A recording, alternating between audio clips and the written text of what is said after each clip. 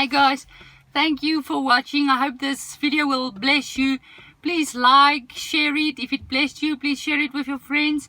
Also hit that notification button so that whenever I post new videos you can get them. Guys, today I want to share one of my favorite testimonies with you.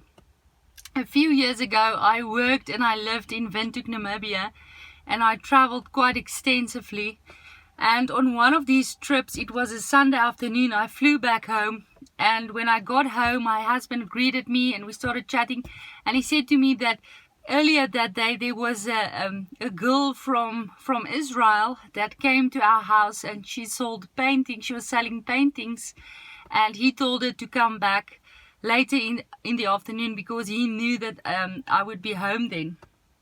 So me and my husband were sitting in the garden, busy chatting, catching up after the long trip, and lo and behold, at our garden gate, a few minutes after that, this girl was standing, and we invited her into the house. I invited her in. She told me that she was selling paintings, as I've said, all the way from Israel, and this was Windhoek, Namibia, and then she was selling paintings, and she showed me some of her stuff, and we started to talk about a lot of things, and I asked her if she believed in Jesus Christ, and she told me that she was traditional Jew.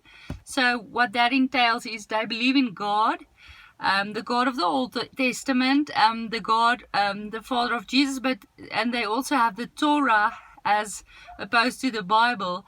But there was one difference, and that was she didn't believe in Jesus. She didn't believe in the cross. She didn't believe in his resurrection, and obviously she also didn't believe in Acts and the whole beginning of the church that we know of, that happened after the crucifixion of Jesus, how the church began and spread throughout the old world. So she didn't believe in that. And then I told her about my faith journey, about how I was lost, about how I met Christ, and about how Christ started to change my whole world around. If you want to, you can check out my testimony also on the channel. But then I also said to her that one of the most remarkable things about my journey with the Lord was that He started to speak to me. Once I got saved, God started to speak to me every day, and I said to her, I stepped out of faith a bit. I walked on the water a bit, and I said to her if she would mind if I prayed for her, and just to hear and tap into God's heart, and just to hear from God what was on His heart for her. And she obviously she had no reservation. She welcomed that, and I then closed my eyes and I started praying for her. Her name is Hadass. This girl's name was Hadass. So I closed my eyes and I started to pray for her, and almost immediately into the prayer I saw a vision where I saw a vision of a mountain, but it wasn't any mountain. It was a very distinct mountain. It was Mount Everest. I recognized the mountain in the vision, and I saw that she was climbing this mountain. I saw her climbing this mountain, and then I saw God sort of parting the clouds, pushing His one hand through the clouds, and in His one hand there was money. There was money in His hand, and God was giving her this money.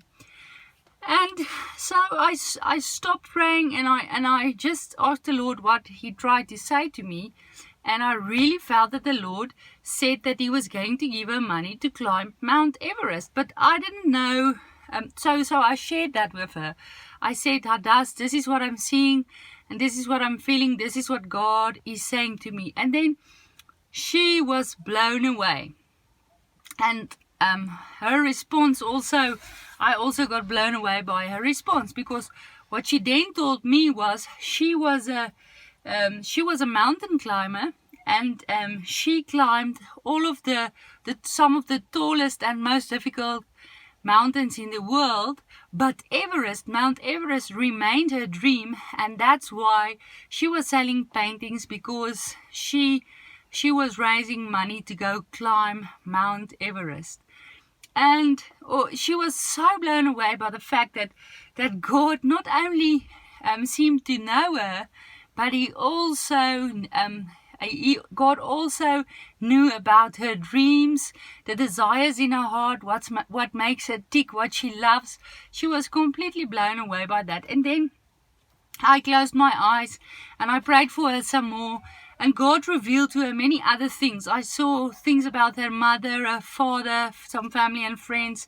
And she was completely amazed by how in-depthly and how marvelously God knew her. And guys, I often think back about this testimony and how beautiful the Lord just revealed his heart to us that day. And many times when you pray for a person or you minister to them, you as a person end up being more blessed than they are. Many times God will just step in. He will do a miracle, give them a prophetic word, or touch them with a healing, and then you would stand back being more in awe of what he did than the person that it actually happened to. And that's also what happened to me that day. God blessed me so much through that, because in that, guys, you must remember, God could have chosen any way to reveal himself to her. He could have chosen any way, but he chose to reveal himself to her as the one that knows the deepest secrets of her heart. Isn't that beautiful? And I want to encourage you with that today, guys. Maybe there's a dream burning in your heart that you have given up on, completely given up on. Now, I want to encourage you and tell you, God knows your dream. He knows that desire that's in your heart. Okay, it's not a mistake that you have that in your heart. Many times God has placed that in our hearts. That's why we have such a desire for that in the first place, or such a dream. And I want to just encourage you, go for that dream. Trust the Lord to make that dream a reality.